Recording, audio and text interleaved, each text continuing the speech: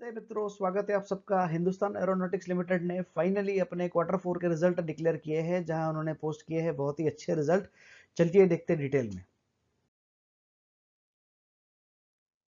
मित्रों, जैसा आपको पता है, हिंदुस्तान एरोनॉटिक्स लिमिटेड या फिर HAL ये भारत सरकार की एक कंपनी है जो मिनिस्ट्री ऑफ डिफेंस के अंतर्गत आती है। इसका हेडक्वार्टर जो है वो बेंगलोर में है। इसका प्राइम फंक्शन है एयरक्राफ्ट, जेट इंजन्स, हेलीकॉप्टर्स और उसके स्पेयर पार्ट ये सब की डिज़ाइन बनाना, उसका फैब्रिकेशन करना और उसकी असेंबली करना। ये है जो प्रोडक्ट्स जो हमें सबको पता ही है। ये एयरक्राफ्ट बनाते हैं जो हमारे एयरफोर्स यूज़ करता है, हेलीकॉप्टर बनाते हैं, उसके स्पेयर पार्ट वगैरह जो है वो भी बनाते हैं, और फ्यूचर के लिए भी जो प्रोडक्ट्स है वो भी बनाते हैं। इनका ये बहुत अच्छा काम है। जैसा आप देख पा रहे हो, ये जगुआर, मिराज, ये मिग है, ये सारे प्लेन्स हैं जो अपने डिफेंस यूज़ करते हैं, या फिर हेलीकॉप्टर्स हैं। तो ये जो जो भी प्लेन या हेलीकॉप्टर्स है उसका MRO मतलब मेंटेनेंस, रिपेयर और ओवरऑल, तो उसका भी जो बेसिकली बेचने के बाद भी ये मेंटेनेंस वगैरह का AMC वगैरह भी लेते हैं, और ये भी उनके लिए अपने आप में एक अच्छा बिजनेस है। इसके अलावा एक्सपोर्ट भी करते हैं, कुछ कंपोनेंट भी एक्सपोर्ट करते हैं बना के। ये एयरबस, बोइंग वगैरह कंपनी जो है, जो ग्लोबली जानी मानी है, उसके लिए भी वो कंपोनेंट मैन्युफैक्चरिंग का काम करके उनको भी वो जो कंपोनेंट उनको चाहिए वो बना के देते हैं। तो ये कुछ स्क्रीनशॉट है आपके रेफरेंस के लिए। HAL के द्वारा जो डेवलप किए गए ध्रुव हेलीकॉप्टर्स है उसका भी इस्तेमाल हो रहा है। मॉरिशस ऑयल स्पिल जो भी हुआ है, तो उसके लिए हेलीकॉप्टर यूज जो हो रहे हैं वो भी HAL ने ही बनाए हैं। रिसेंटली HAL के प्राइस में 4% के जंप आया था, जब भारत सरकार ने अनाउंस किया था कि 1.2 बिलियन तक के जो डिफेंस के प्रोजेक्ट है वो उन्होंने अप्रूव किए थे। कुछ और स्क्रीनशॉट है। HAL, Bharat forge, BEL, L&T share gain after ban on import of 106 defence items. तो अभी जो रिसेंट न्यूज़ जो आ रही है ये कंपनी के फेवर में आ रही है। ओवरऑल जो अपना आत्मनिर्भर भारत कैंपेन जो गवर्नमेंट चला रही है, तो उसमें HAL को सीधा बेनिफिट होगा। तो ये 101 डिफेंस आइटम की पहले इंपोर्ट होती थी, अब शायद वो नहीं होगा, देश में बनेगा, तो बहुत सी कंपनी को फायदा होगा, और सबसे ज़्यादा HAL को होगा, ऐसा भी तो लग रहा है। इनफैक्ट राफेल डील को लेके भी काफ़ी हंगामा काफ़ी टाइम से मचा हुआ था। तो ऑलरेडी अभी तो जो राफेल्स आए हैं वो पूरे फुल्ली बिल्ट आए हैं, बने बनाए प्लेन मिले हैं भारत को। लेकिन आने वाले टाइम के अंदर जो है वो भारत में बनेंगे वो, उसके लिए बात चल रही है HAL और इनकी कंपनी के बीच में, राफेल की कंपनी डासो के बीच में। और हो सकता है कि बहुत जल्द ये HAL की निगरानी में भारत में बनना शुरू हो जाए। ये है वो रिजल्ट जो उन्होंने अभी डिक्लेयर किए हैं। सारे फिगर जो है वो लैक्स के अंदर है। ये रिजल्ट थोड़े लेट आए हैं। मार्च के रिजल्ट जो है वो अभी आए हैं, जबकि बहुत सी कंपनी के जून के भी आ गए, बट क्योंकि थोड़ी गवर्नमेंट कंपनी है, कोरोना का इम्पैक्ट था, तो हो सकता है उसके चलते डिले हुआ हो। अगर बात करें उनकी इनकम की, तो 10,399 करोड़ की उनकी इनकम रही है इस क्वार्टर में, जो पिछले क्वार्टर में 4,489 करोड़ की रही है। तो क्वार्टर ऑन क्वार्टर बेसिस पे देखें तो डबल से भी ज़्यादा का जंप है ये, तो बहुत काफ़ी जंप आया है। लेकिन हम पिछले साल के मार्च से देखेंगे तो हमको समझ में आएगा कि नॉर्मली इनकी पैटर्न ही ऐसी है। जो चौथा क्वार्टर है, ये क्वार्टर में से लग रहा है कि उनके जो है इनकम ज़्यादा ही होती है। पिछले साल भी सेम क्वार्टर में अगर देखोगे तो इनको 10,277 करोड़ की जो है वो इनकम हुई थी। और पिछले साल भर की अगर हम बात करें, जैसा कि यहाँ पे देख पा रहे हैं, तो उनको 20,383 करोड़ की इनकम हुई थी। तो जो भी इनको इनकम हुई थी पिछले साल में, उसकी आधी इनकम लास्ट क्वार्टर में हुई थी। ठीक है। और अगर इस साल का भी अगर पैटर्न देखोगे जो 19-20 में खत्म हुआ है, तो यहाँ पे भी 10,399, मोटा मोटा 10,400 करोड़ के उनको इनकम हुई है। जो कि उनकी साल भर की जो इनकम है 21,732, उसकी ऑलमोस्ट आधी के बराबर ही, ऐसा हम कह सकते हैं। तो जो फोर्थ क्वार्टर है उसमें इनकम ज़्यादा हो रही है, ऐसा तो ये 2 साल के फिगर से साफ साफ लग रहा है।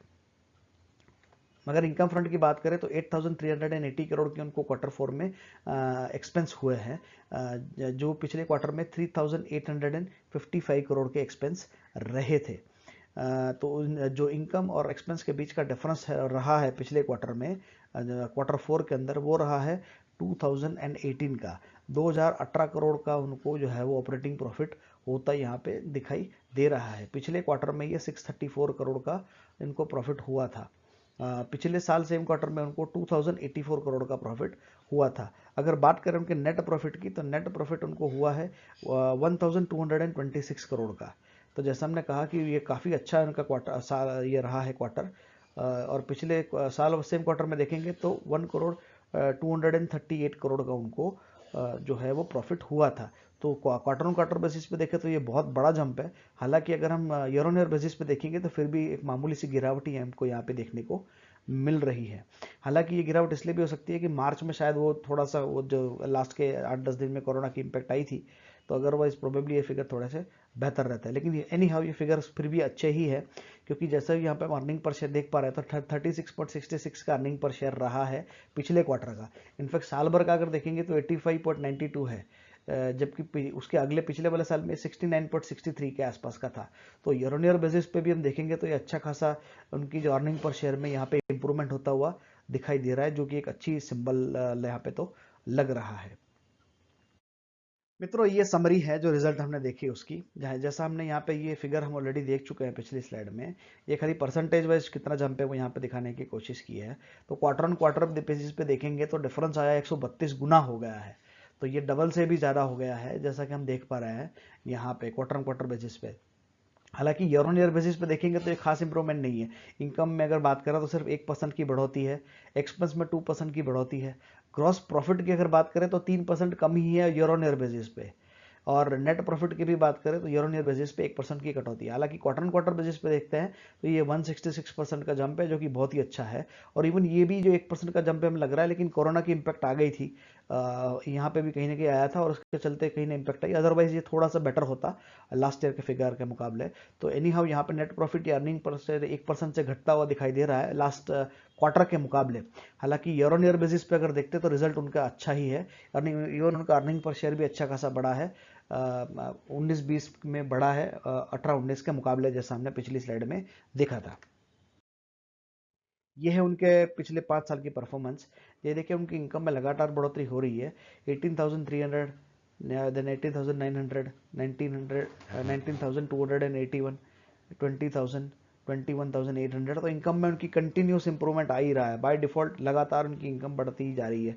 जहाँ तक नेट प्रॉफिट का सवाल है, 2,000, देन 2,600, उसके बाद से थोड़े से दो साल गिरावट आई थी, 2059 और 2264 रहे थे। तो थोड़ी सी गिरावट यहाँ पे उनके नेट प्रॉफिट में देखने को मिली थी। हालांकि 2020 वाज वेरी गुड ईयर, उस साल में काफ़ी हद तक कमी इसकी जो है वो पूरी कर दी गई थी और अच्छा खासा प्रॉफिट हुआ था 2890 करोड़ का। और तो ये वही साल है जो अभी ख़त्म हुआ है, जो अभी उन्होंने अभी रिपोर्ट किया है। तो सबसे अच्छा साल उनका अब तक का अगर पिछले 5 साल में अगर हम देखें तो ये 2020 वाला रहा है, जो कि अच्छी खबर है कंपनी के लिए भी और शेयर होल्डर्स के लिए भी, कि ये बहुत ही धमाकेदार साल रहा है और उसकी इम्पैक्ट हमको उसके शेयर प्राइस में देखने को मिल सकती है। मतलब ये है वो शेयर प्राइस की बात जिसकी हम बात कर रहे थे। इस कंपनी को लिस्ट हुए ज़्यादा समय नहीं हुआ है, ये मार्च 2018 में हुई है, मुश्किल से उसको 2 साल और 2 साल और कुछ 4-5 महीने हुए हैं अभी लिस्टिंग को। लेकिन अभी तक तो ये ठीक ठाक रिटर्न दिए हैं। 1128 पे रिटर्न हुई थी, हालांकि उसमें मार्च के आसपास जब कोरोना के चलते बहुत सारे करेक्शन आ गए थे, तो इसमें भी करेक्शन आ गया था, लेकिन उसके बाद से ये काफ़ी बड़ा है। ये 700 के 700 750 के लेवल तक ये शेयर चला गया था, लेकिन उसमें करीब करीब अच्छी खासी रिकवरी यहाँ से हो गई है। और और इसमें मुझे लग रहा है कि हो सकता है कि इसमें और अच्छी इंप्रूवमेंट भी हम देख सकते हैं आने वाले टाइम में। क्यों लग रहा है वो भी देख लेते हैं। इंडस्ट्री का पी 17 का है, लेकिन इनका अगर पी देखोगे तो इंडस्ट्री से वैसे थोड़ा कम का है, 84 के ऊपर 92 का है, तो उससे वो कम ही है। अब उनका ईपीएस जो वो 86 के आसपास का ट्रेलिंग 12 मंथ का यहाँ पे दिखाई दे रहा है। हाँ, ठीक है ना। हालांकि जो अभी रिजल्ट उन्होंने डिक्लेयर किए हैं उसके बाद से ये उसका ईपीएस प्रोबेबली शायद थोड़ा और बढ़ेगा, क्योंकि पिछले क्वार्टर का रिजल्ट बहुत ही धमाकेदार आया है, तो उनका ईपीएस जो है वो और बढ़ेगा इसमें। तो उसके चलते हम देखेंगे कि आने वाले कुछ समय में ईपीएस बढ़ेगा इसका, तो पी रेशियो थोड़ा और कम होगा। तो हम देखेंगे कि कुछ इसमें अच्छा खासा जो है इम्प्रूवमेंट इसके शेयर में आने वाले टाइम में हम देख सकते हैं। हो सकता है कि ये 1400-1500 तक के लेवल में आने वाले 5-6 महीने में जा सकता है। और अच्छी बात ये भी है कि ये अच्छा डिविडेंड भी देता है, 2.57% का डिविडेंड है, तो कि एक अच्छा खासा हम इसको मान सकते हैं। तो क्योंकि जैसा हमने कहा, ये जिस बिजनेस में ऑपरेट करते हैं वो मोनोपोली वाला बिजनेस है। डिफेंस सेक्टर में और गवर्नमेंट उसको छूट छाट दे रहे हैं, प्राइवेट प्लेयर्स को भी अभी इन्वाइट कर रहे हैं, तो इससे ओवरऑल लॉन्ग टर्म में ये काफ़ी अच्छा स्टॉक हो सकता है। तो अगर आप लॉन्ग टर्म के लिए निवेश करना चाहते हैं इसके अंदर, तो ये एक बहुत अच्छा स्टॉक हो सकता है। तो अभी कभी भी करेक्शन आए इसमें, तो उस टाइम पे उसको लेके लंबे समय के लिए होल्ड कर सकते हैं, क्योंकि ये अच्छी कंपनी है, मोनोपोली वाली कंपनी है, भारत सरकार की है, डिविडेंड भी ठीक ठाक देती है, तो उसमें लंबे समय के लिए निवेशित करना फायदेमंद हो सकता है। मित्रों, ये वीडियो समाप्त करेंगे। अगर आपको अच्छा लगा हो तो चैनल को सब्सक्राइब करें, इस वीडियो को लाइक करें और शेयर करें। वीडियो देखने के लिए आपका बहुत बहुत धन्यवाद।